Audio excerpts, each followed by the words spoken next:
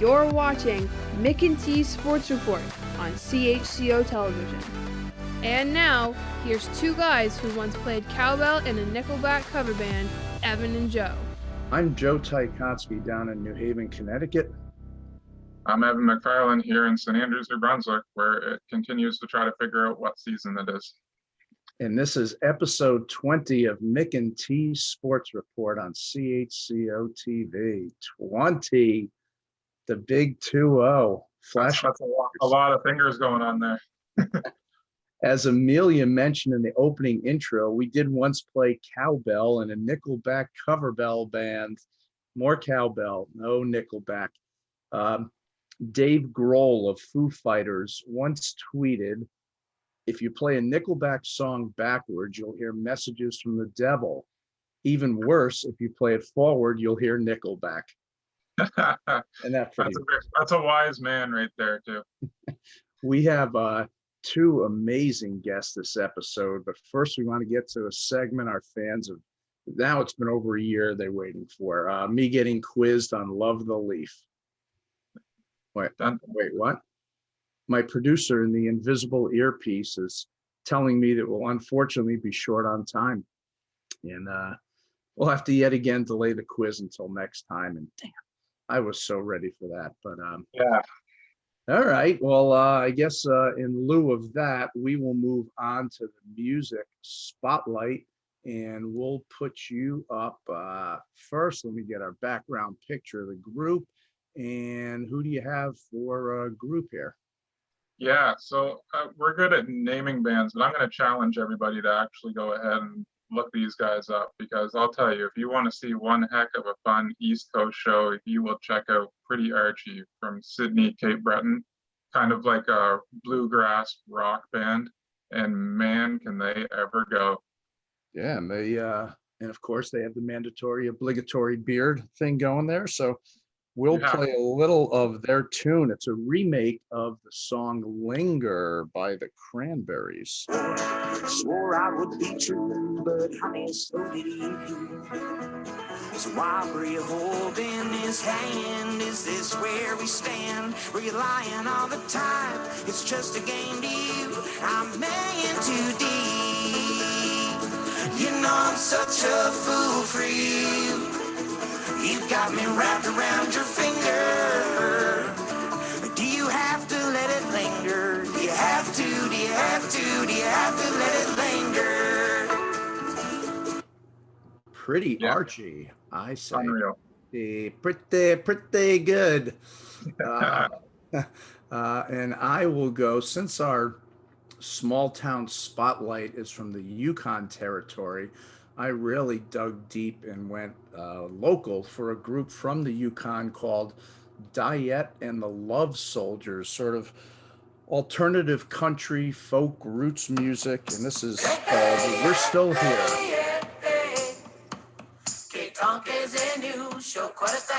I got nowhere to go. No one's gonna take my heart. That's a battle I've already won. You can run, you can hide. What good will that do us? At least we know we tried. I'm the fourth member. And then I got nowhere to go, stuck on this ball. We're out of control, but we're still here. We'll raise our drinks tonight to life. Tomorrow we'll try to do what's right. Yeah, we're still here. So many. That's Diet and the Love Soldiers from the Yukon territory. The total giveaway that they're not from the East Coast is not one of them had a beard. That's great. There's an old rule of thumb in sports talk television. When you can line up an interview with a Hall of Famer, you cut your other segments short. Well, after the break, we have a real treat for our viewers as we interview Hall of Fame jockey Ron Turcotte, who rode Secretariat, regarded as the best horse of all time. We'll be back after the break for the first of a special two-part interview with Ron. You're watching Mick and T Sports Report on CHCO-TV in St. Andrews, New Brunswick.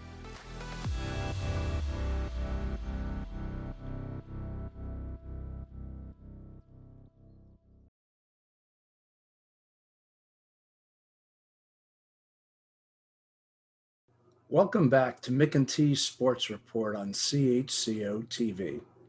Ron Turcotte is a native of Drummond, New Brunswick, about 3 hours north of St. Andrews, and now lives in Grand Falls, where you'll actually drive over the Ron Turcotte Bridge. As a jockey, he won over 3,000 races in his career, none more famous than the three he won in May and June of 1973 on Secretariat to become the sport's first Triple Crown winner in 25 years. He's part of one of the most iconic sports photos of all time as he's looking over his left shoulder, about to complete an amazing 31-length victory at the Belmont to complete the Triple Crown. In 1978, he sadly suffered a racing accident which left him paralyzed from the waist down. But at age 79, he still remains one of the most famous jockeys of all time and is an advocate and fundraiser for the disabled. He is in numerous Hall of Fames and has received the prestigious Order of Canada honor. We'd like to thank Linda Rainey of the Canadian Horse Racing Hall of Fame in Toronto for helping to set up this interview, and we hope you enjoy our two-part conversation with the legendary Ron Turcotte. Ron, welcome to the show. Nice to have you on. Same here. Nice to be with you guys. Great. All right. Why don't you start out by telling us how you went from growing up in a small town in northern New Brunswick, leaving school at age 14, and then at age 18, heading to Toronto?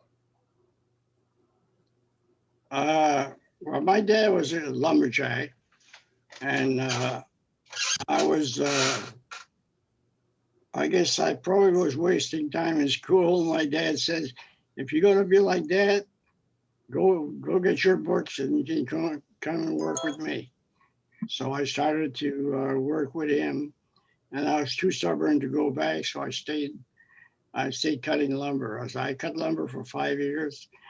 And then my brother, the year before me, had gone to Ontario to work for Bailey Construction, building the 401. So I knew horses pretty well, and I was very well at ease with horses, and I loved it. I loved them. And he says, we'll send you there to learn to gallop horses and then start breaking yearlings. In September, so we started to break all the yearlings. So I was lucky. I broke 15 yearlings there, never got thrown once. And so they were pretty good to me. So I started working, working for Gordon Huntley, and within, I started in March, and in the spring he told me, he says, Ronnie, he says, I love the way you work horses, you handle horses, love your timing on a horse when I ask you to work a horse a certain time. He says, if you can lose weight, see, I weigh 130 pounds at the time from cutting lumber. I was all muscle, and so I was short, 5'1", 5'2", and he says, I'll make a jockey out of you. So, and that was at the end of March, and by it was June 21st when I rode my first race. So in October 10th to be exact, I left Toronto. I had a chance to go to the United States, and but my contract was still hold me in Canada. But Gordon Huntley was so good to me. He says, don't worry about it. He says, you've proven all you had to prove here in Canada. He says, go ahead and prove yourself in the United States.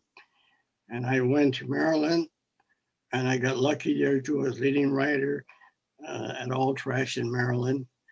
And following year, I returned to Maryland. I was leading rider at Bowie, which is a track between Laurel and Washington. And I went from there to Delaware. I was leading rider there too. So I was on my way. I was heading for New York.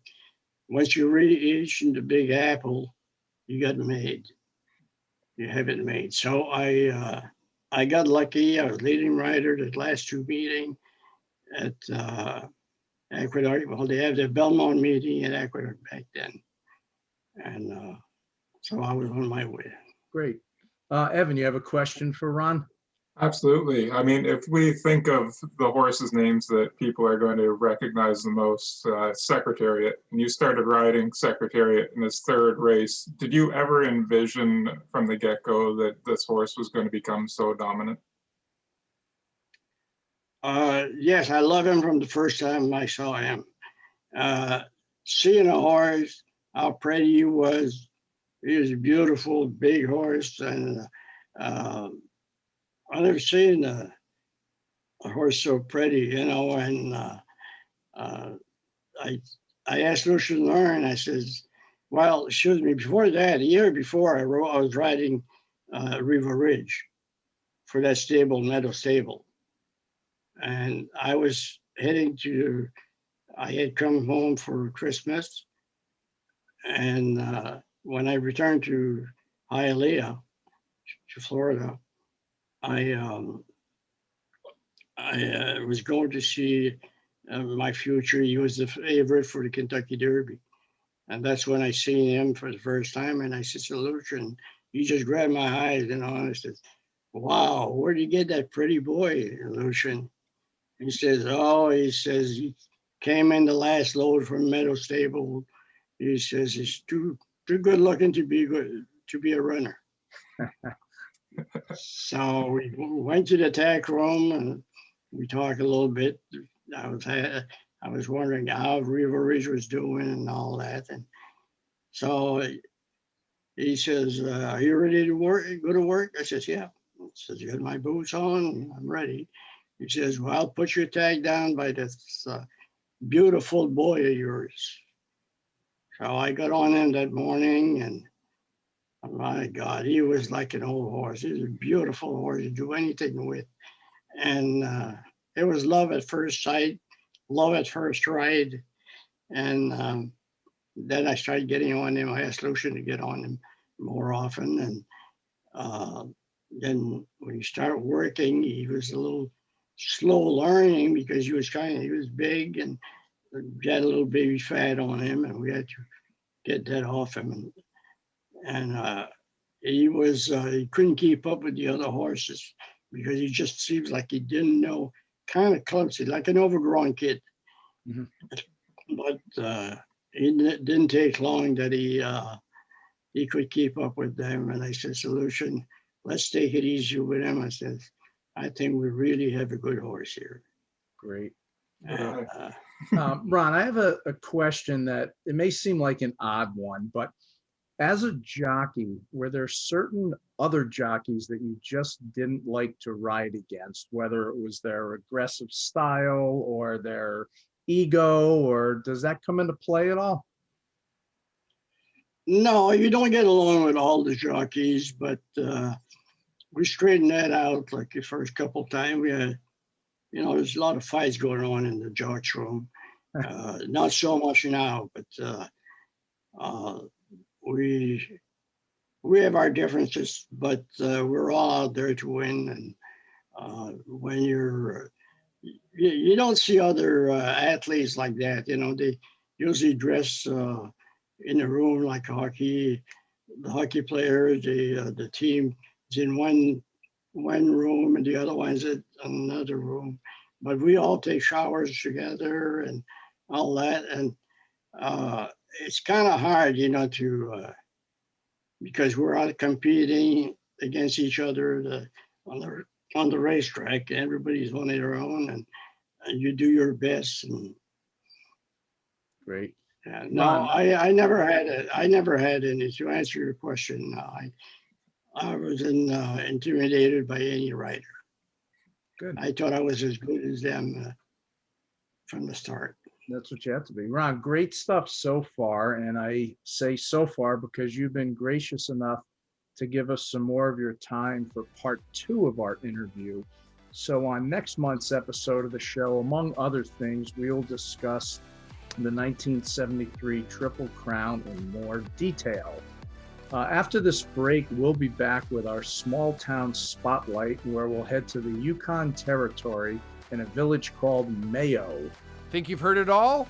Stay tuned for much more after the break.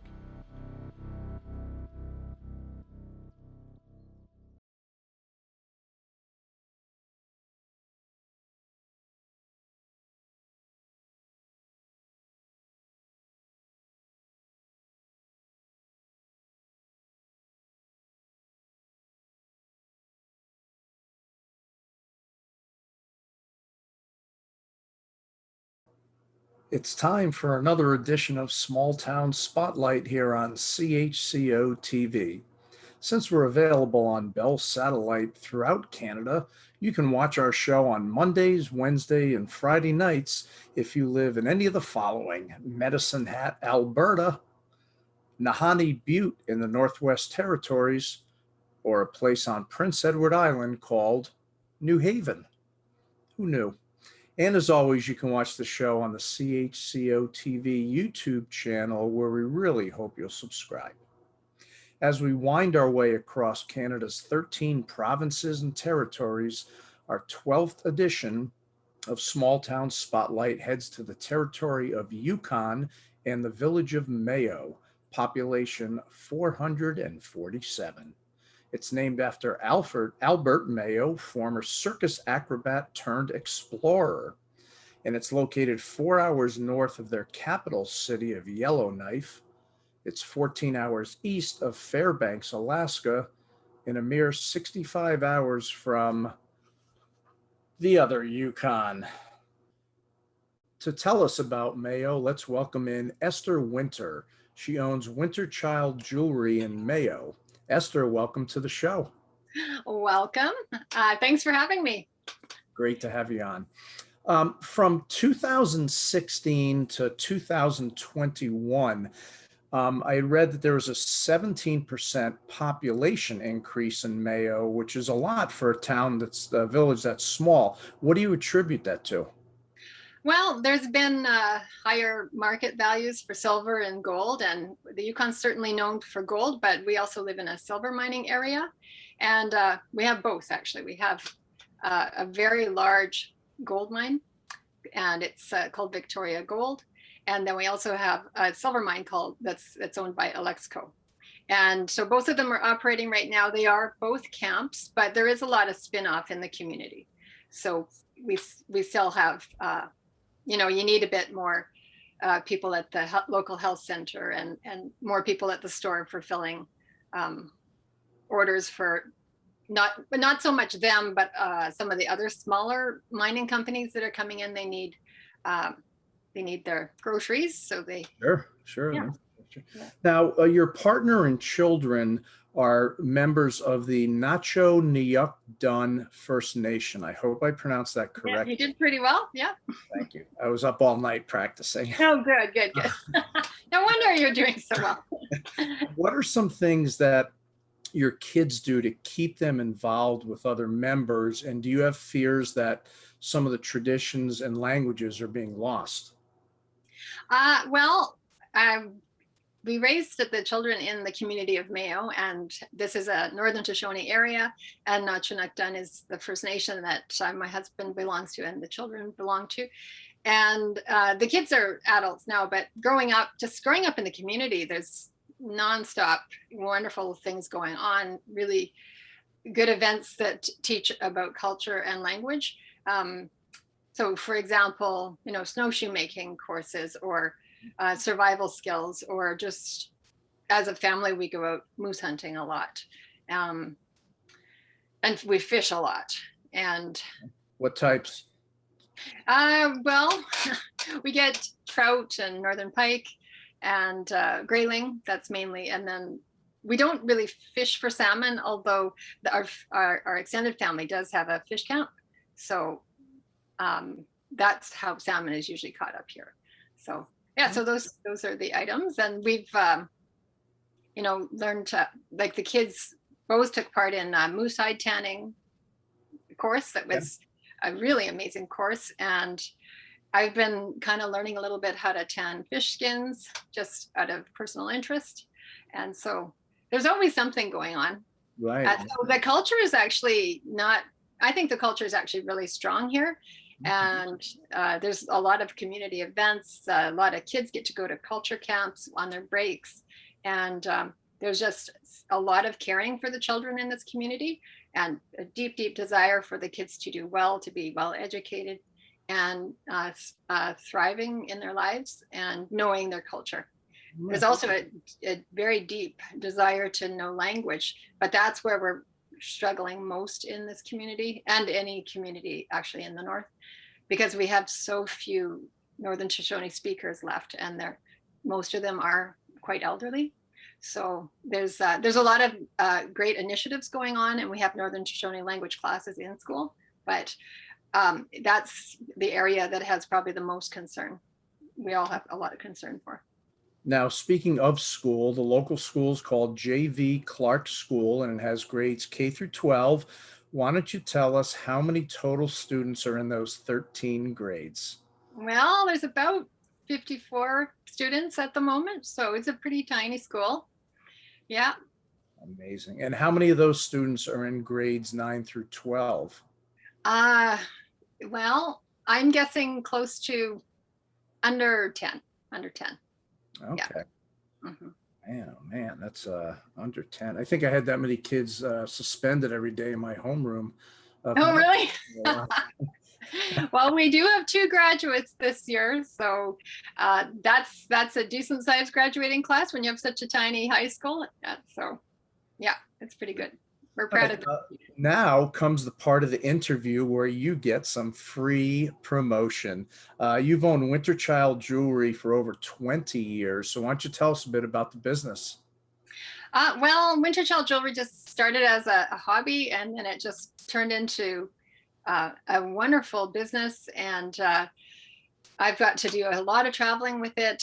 I have a teaching background as well. So I actually started off doing this as a hobby during summers, and then ended up going full-time into making jewelry. And then the thing I usually do is I focus on natural animals and wildlife. So wildlife and, oh gosh, nature inspired things. And I draw designs and I make them into stamps, and then I actually imprint them in the jewelry. So they're all my own artwork.